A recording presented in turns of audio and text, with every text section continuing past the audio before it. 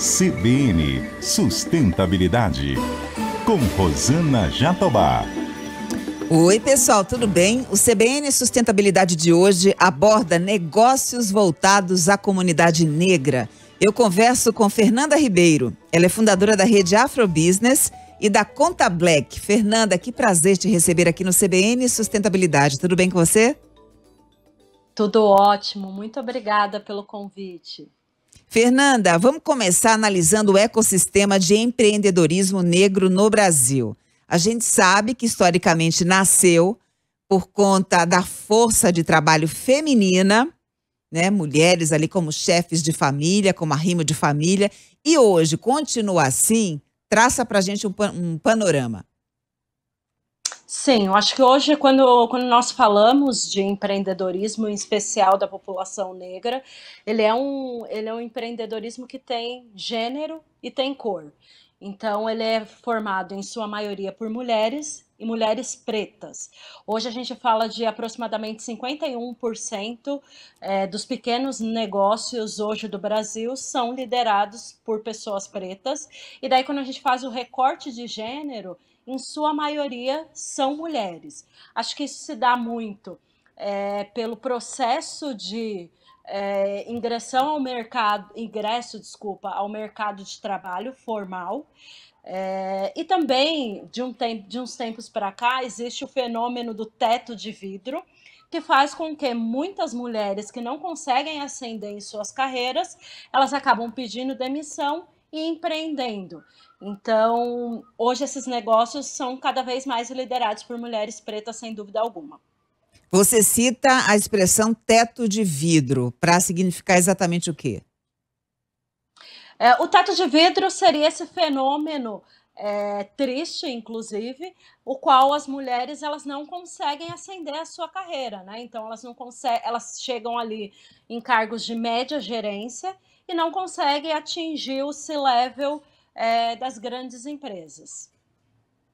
Isso é muito comum, né? Essa questão da diversidade e inclusão, que virou uma pauta super importante do Pilar Social da Agenda ESG, inclusive com mudanças de critérios de contratação e também dentro da empresa para que um talento possa ascender, né? E chegar no topo. Sobre isso, Fernanda, eu quero falar com você daqui a pouco, mas ainda quero que a gente centre um pouco a nossa atenção nessa questão do empreendedorismo. Existe um movimento mundial no sentido de fazer com que o capital da população negra circule dentro da própria comunidade, né? Gerar a própria cadeia produtiva, desde o fornecimento de insumos até o consumo consciente de produtos e serviços desenvolvidos pela comunidade negra.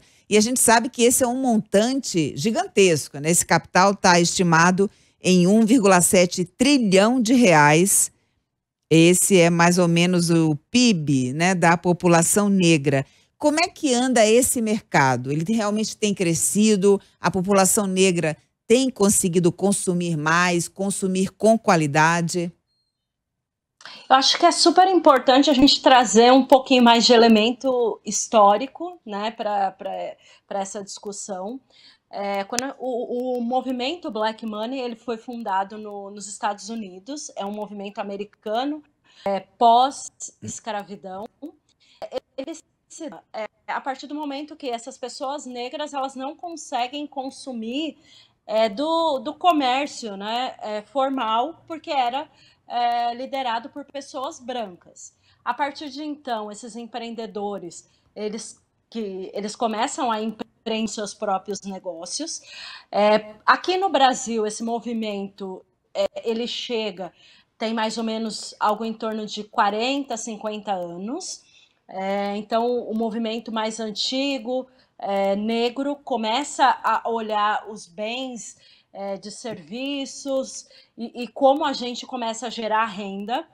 E começa a ser, então, essas discussões de como que a gente faz para circular esse dinheiro entre a nossa população. Hoje a gente fala de 57% da população do Brasil é formada por pessoas negras, mas quando a gente olha os índices econômicos, nós estamos na beira da pirâmide, né? Então estamos... e quando a gente fala de mulheres, nós estamos muito aquém desses números.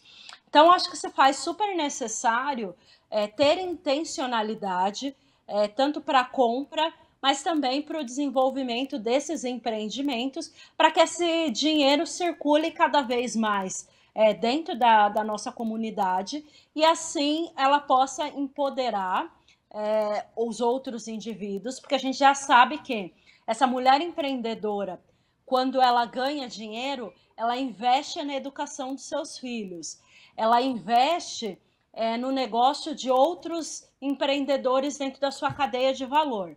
Então, por isso, se faz necessário que esse dinheiro circule cada vez mais dentro da nossa comunidade. E já há exemplos assim virtuosos que você pode citar aqui para nossa audiência desse tipo de negócio empreendido por pessoas negras e tem também consumidores negros nesse ciclo? Sim, eu acho que é super importante também trazer um ponto positivo nessa discussão. Muitos desses empreendimentos liderados por pessoas negras, eles atendem a gaps específicos do mercado não atendidos anteriormente. Então, vou citar um exemplo, tem uma marca de bonecas que se chama Preta Pretinha, ela tem mais de 40 anos e ela foi fundada a partir desse gap. Então, era uma mulher negra que não conseguia presentear sua filha com bonecas pretas, porque na época não existiam para vender. Então, assim, esse movimento, ele se replicou nos serviços financeiros, ele se replicou ao que tange esportes, o que tange a saúde da população negra, que tem especificidades. Então, acho que é super legal trazer exemplos de sucesso nesse sentido, né? Quando o mercado como um todo, por questões estruturais, não observa as especificidades da população negra e ainda tem empreendedores pretos que empreendem para preencher essas lacunas com sucesso. Então, eu fico muito feliz de trazer esse tipo de exemplo. Eu me lembro de ter entrevistado a CEO da empresa Beleza Natural, que ela criou um produto para definição de cachos e virou um sucesso. Ela, inclusive, faz palestras mundo afora para tentar inspirar outras pessoas. Agora, Fernanda, esse é um movimento que tem muita similaridade com a trajetória do povo judeu. Um povo que luta, né, historicamente contra a perseguição e que se uniu exatamente em torno dessa mentalidade de ajuda da própria comunidade, né? Eles priorizam relações comerciais entre membros da comunidade judaica. Esse movimento que a gente está falando aqui encontra muita semelhança com essa raiz histórica do povo judaico, povo judeu? Sim, sim. E eu acho que até queria trazer um exemplo de um estudo que foi feito. Diversas comunidades, então, a comunidade judaica, a nipônica, a afro-brasileira, diversas comunidades elas foram estudadas para mensurar com quanto tempo esse dinheiro circula dentro dessas comunidades. E por incrível que pareça, obviamente a comunidade judaica é a que se destaca mais nesse sentido. Então, uma moeda, né? Então, o dinheiro circula dentro dessa comunidade por aproximadamente 3 meses. E daí, quando comparada à população negra, esse dinheiro ele circula menos de 24 horas. Então, se faz necessário, é super importante que esse movimento seja tão difundido e que isso, de fato, vire uma cultura. E também é uma forma de parar de ficar pedindo inclusão nesse mercado ultraconservador, preconceituoso e tentar trazer ferramentas que, de fato, promovam prosperidade para a comunidade, né? Sim, eu acho que é super importante a gente olhar as coisas com o copo meio cheio, né? Então, quando nós fundamos a Conta Black, era exatamente esse olhar de que forma com que utilizaríamos o nosso negócio, um negócio financeiro, para potencializar o negócio de outras pessoas pretas. Então, esse movimento ele é legítimo, ele é necessário e ele é urgente.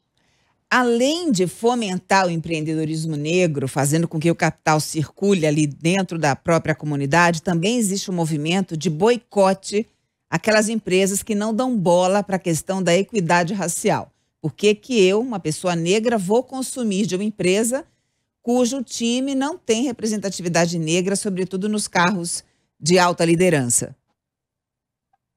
Sim, tem um movimento que se chama Se Eu Não Me Vejo, Eu Não Compro. Ele é liderado. Essas discussões elas são muito recentes e mais pela geração mais nova, né?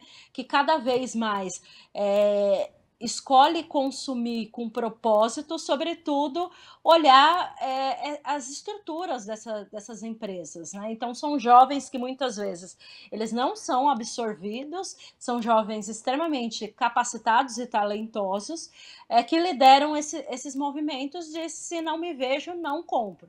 Então, inclusive existe o que a gente chama de Black Twitter, que é um espaço onde as pessoas falam sobre esses boicotes, esses movimentos, exatamente para não privilegiar empresas que escolhem, porque sabemos sim que hoje em dia é uma empresa que não olha para a diversidade e que não inclui pessoas pretas nos seus cargos, é uma escolha.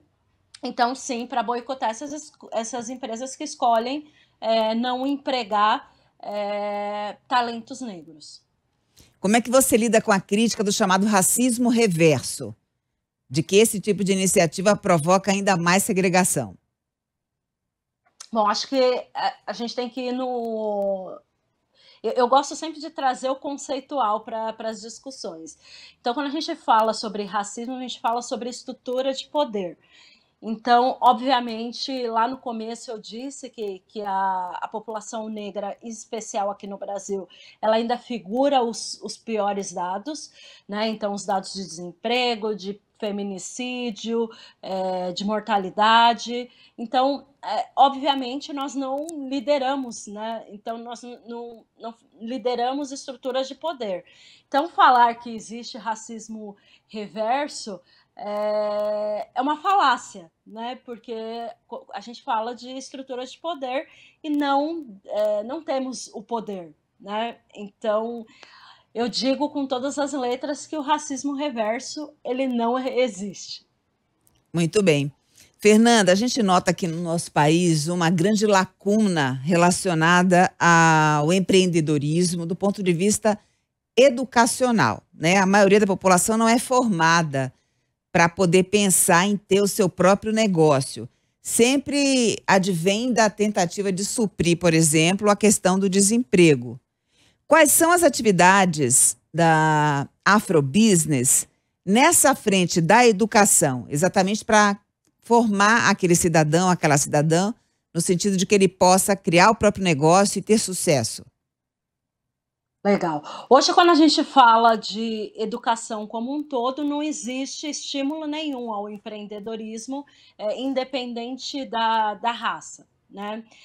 E daí, quando a gente olha um pouquinho sobre o ensino público, onde figuram a maioria das pessoas pretas, os dados eles são mais tristes ainda, né? Então, tem um dado que fala que o adulto, quando sai do ensino médio, ele sai sem saber fazer as 4 operações matemáticas básicas. Daí por que eu trago esse contexto?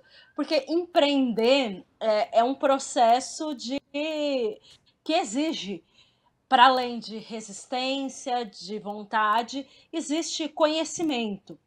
Nós, como Afrobusiness, a gente apoia empreendedores nesse processo de capacitá-los para empreender, em especial olhando para a conexão com grandes empresas.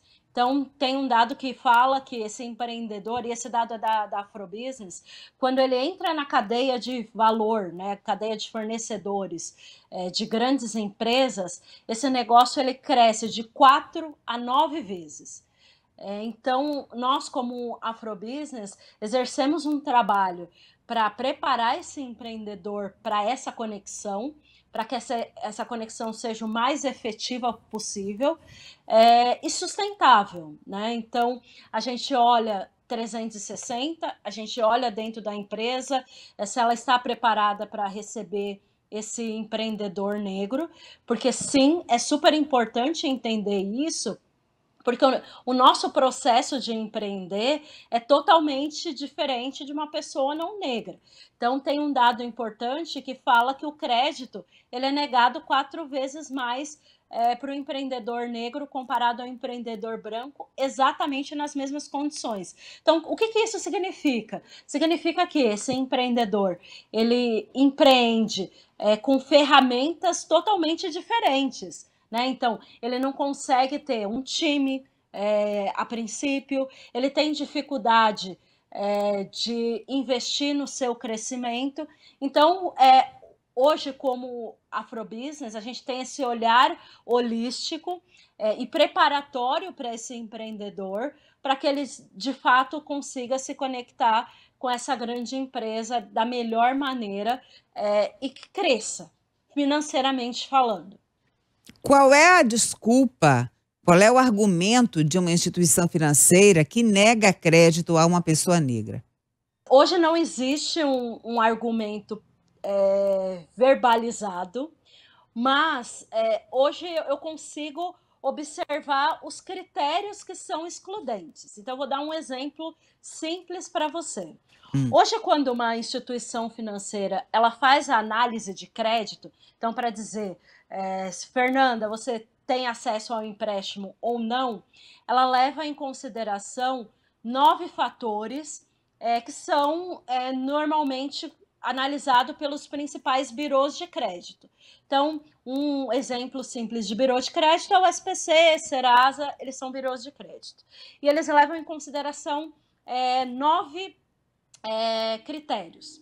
E daí um exemplo simples dessa excludência é que um desses critérios analisados é o CEP. Então, uma pessoa preta, e normalmente ela vai ser periférica. Então, ela vai estar naquela faixa de CEP que é considerada de risco para a tomada de crédito. Obviamente, nem o birô, nem a instituição financeira vai dizer, olha, o seu crédito foi negado porque você é preta. Mas sim, quando eu analiso o CEP e determino que em algumas regiões o crédito ele vai ser concedido, em outras não, eu automaticamente faço com que pessoas pretas não acessem esse crédito.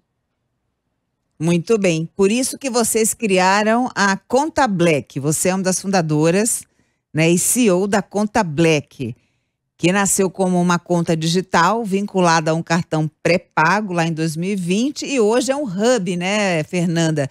Um hub de produtos e serviços financeiros. Conta pra gente como é que estão as operações aí da Conta Black, os resultados. Que legal. A Conta Black, ela nasce dentro da Afrobusiness. Acho que é super legal falar isso.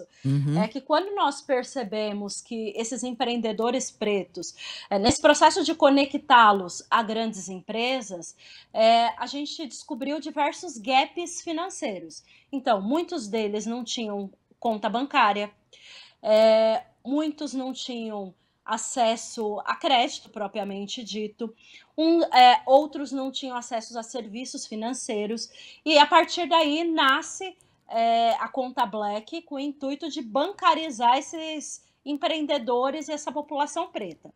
Com o passar do tempo, a gente foi entendendo que o buraco era cada vez maior, então não era só um problema de bancarização, então tinha diversos outros fatores. E com o passar do tempo, a gente começa a se identificar como um hub. E por que um hub? Hoje, eu consigo trazer para a mesa outros players do mercado financeiro para que a gente cocrie junto soluções que atendam essa população.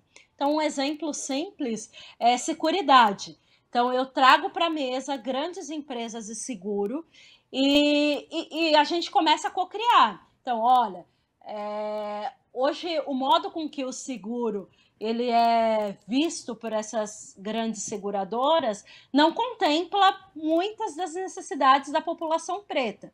Então, hoje nós somos um hub, nós temos mais de 40 mil clientes espalhados pelo Brasil inteiro, a maioria dos nossos clientes são mulheres. Hoje a gente já tem diversos tipos de produtos que a gente consegue oferecer, a gente consegue inclusive oferecer a possibilidade desse empreendedor ou não empreendedor preto de investir dinheiro a partir de R$10. Então, hoje a gente adequa os nossos produtos e serviços à realidade da população preta e periférica. E é um desafio para a população negra investir. Isso porque paira sobre as cabeças de que a população negra não investe porque tem uma baixa expectativa de vida. Isso é uma declaração que você fez e me chamou muita atenção. Sim, acho que ouvindo muito dos nossos clientes, então a gente tem uma proximidade, para a gente é super importante ouvir os clientes. A gente começou a cruzar os dados da vida real versus o que a gente ouvia, para gerar esse tipo de panorama. Então, um exemplo simples, quando a gente foi pensar o nosso produto de seguros, nos nossos grupos focais, a gente sempre ouvia, eu não consigo poupar, eu não consigo pensar em produto, eu não consigo pensar em futuro, porque eu não sei se eu vou estar vivo amanhã. Então, é dolorido ouvir isso, mas a gente ouvia isso com muita frequência. E isso corrobora com um dado que fala, né? A cada 23 minutos, um jovem negro morre no Brasil. Uhum. Então, isso faz com que essa população que circunda esse jovem negro, ela perca a sua possibilidade de sonhar, de pensar em futuro, de construir novas narrativas. Então, para a gente é importante olhar, obviamente, do ponto de vista de produto, como que a gente faz, mas também de que forma que a gente consegue transformar essa mentalidade comum, sabe? Então, é por isso que quando a gente pensa em microinvestimento, é exatamente para falar para essas pessoas. Olha, você pode começar a pensar em futuro investindo R$10. Então, é uma cervejinha no final de semana que você vai deixar de tomar, mas olhando lá no futuro, sabe? Então, é por isso que é super importante ter um negócio de pessoas pretas para pessoas pretas.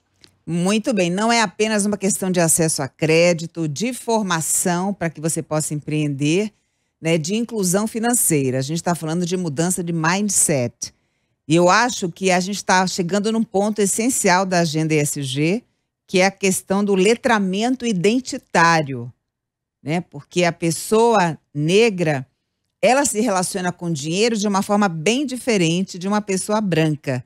Inclusive, você também assevera nos seus textos, por exemplo, que as pessoas pretas são estimuladas a manter o lifestyle, né, o estilo de vida da pobreza. Pesado isso, hein? Sim. Sim, Forte, infelizmente, por muitos... Não, é muito forte. Por muitos anos a gente ouviu que preto e dinheiro eram coisas rivais, né? Eram palavras rivais. E isso, intrinsecamente, foi incorporado na nossa cultura, sabe? Por muito tempo, a gente ouviu que dinheiro é tabu, né?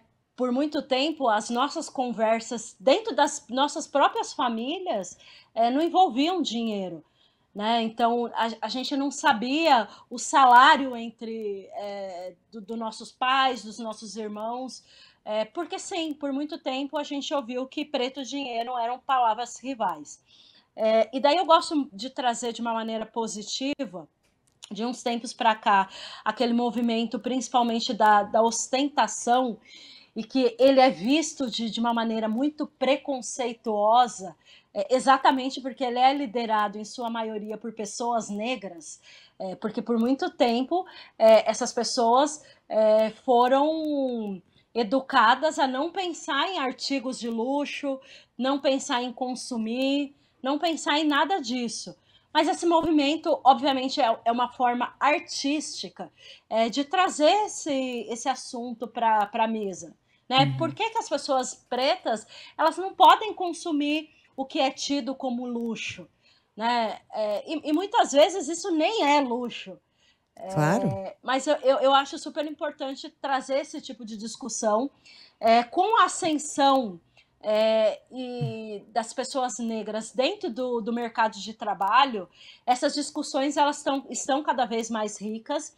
E eu tenho percebido que depois desses movimentos de programas de trainees, inclusão de pessoas negras em cargos de lideranças dentro das grandes empresas, a gente tem criado uma nova camada social e que tem falado cada vez mais de dinheiro, não numa perspectiva de escassez, e sim de uma perspectiva de abundância, de como que a gente pode pensar para o futuro, como que eu posso investir no meu próximo. E eu gosto de trazer também, tem um grupo de executivos formados por diretores e CEOs de grandes empresas, inclusive eu faço parte, que chama Grupo Pacto A, que nós destinamos parte do nosso tempo para mentorar pessoas negras que ingressam no mercado de trabalho, exatamente porque é super importante a gente olhar essa inteligência de diversos fatores, fatores emocionais, fatores financeiros e fatores de como que ela se capacita para ascender dentro dessas carreiras e não precisar sair para empreender. Muito bom. Isso se dá muito, isso é muito comum entre a chamada síndrome da mulher impostora. Ela é boa, ela é talentosa, mas ela não acredita nesse potencial, aí não vai adiante. Agora, Fernanda, pela nossa conversa, você deixou muito claro que o sistema bancário tradicional não funciona para empreendedores e profissionais liberais negros. O que é que precisa ser feito? Qual é o dever de casa, a lição que uma instituição financeira tradicional precisa fazer? Passa pela questão da representatividade do povo negro dentro da companhia? Eu ia falar exatamente isso. Acho que Uhum. a primeira coisa, antes de olhar produto, a gente precisa olhar estrutura. Hoje, quando a gente olha as maiores empresas do país, a gente não vê o reflexo da nossa população. Então, hoje eu tenho menos de 3% de CEOs negros, e daí eu estou incluindo os dois gêneros. Quando a gente fala de mulheres CEOs, esse número ele cai para 0,1, ele não chega nem a 1%. Então, acho que o primeiro passo para as grandes empresas é olhar suas estruturas. Então, olhar os seus boardings, então, quem são os meus conselheiros, para olhar se eu tenho conselheiros negros, olhar o meu C-level, então eu tenho que olhar se nesses espaços eu encontro pessoas negras, para daí eu pensar em produto. Acho que por muitas vezes e por muitos anos a diversidade ela foi pensada apenas do ponto de vista de comunicação. E acho que já passou desse tempo. A gente não quer só ver pessoas pretas na propaganda. A gente precisa ver pessoas pretas em todos os aspectos das empresas, não somente no chão de fábrica. Elas precisam chegar até os conselhos, sabe? Então, o meu conselho para as grandes empresas é: olhem suas estruturas. E o meu conselho aqui para nossa audiência é que preste atenção em você, que faz parte do Conselho de Administração do Instituto CIA. E hoje as mulheres no Brasil desfrutam apenas de 11% das vagas no board, né, nos conselhos de administração. Para você, Fernanda, como é olhar para o lado e não ver ali os seus pares? É triste. E eu gosto de trazer também a minha experiência dentro dos conselhos que eu participo de uma maneira positiva. Porque sempre que eu participo das reuniões, eu trago pontos de vista que a maioria das pessoas sequer tinham imaginado, exatamente porque é natural olhar para a sua bolha, né? Então, a gente traz a nossa expertise sempre a partir da nossa bolha. E daí, quando eu tenho pessoas diferentes, pessoas diversas integrando esses conselhos, novos pontos de vista surgem. Isso é muito legal e eu acho que é positivo. E daí eu gostaria também de trazer aqui mais um outro movimento nesse sentido, que chama Conselheira 101, que é um curso de formação de mulheres negras para conselhos. Inclusive, elas geram um booking de mulheres negras que estão aptas para serem conselheiras, e iniciativas como essa são super importantes, exatamente para a gente parar de ouvir eu não acho pessoas negras para trazer esse conselho. Peraí, existem mulheres que não são somente negras, são mulheres que são extremamente capazes, têm formações impecáveis e que podem trazer pontos de vistas para além de diversidade para essas discussões de conselho. Fernanda, quero agradecer imensamente a sua participação aqui no CBN Sustentabilidade. Fiquei muito feliz, você tem uma trajetória inspiradora e já te convido para uma próxima oportunidade, hein? Eu agradeço pelo convite. Pode chamar que eu volto. Acho que sempre tem coisas para se falar e tem muitos assuntos que a gente não conseguiu chegar. Então pode me convidar que eu volto. Muito bem. Eu conversei com a Fernanda Ribeiro, ela é fundadora da rede Afrobusiness e da Conta Black. Além de ter acesso a conteúdo pelo YouTube, você também encontra essa entrevista no site, no aplicativo da CBN ou na sua plataforma preferida. Colaboraram comigo aqui no CBN Sustentabilidade minha linda produtora Laura Capellucenic. Já estou falando o nome dela assim corretamente, gente. Nos trabalhos técnicos, Daniel Mesquita e na edição Rafael Furuja. Um beijo para você e até semana que vem. CBN Sustentabilidade, com Rosana Jatobá.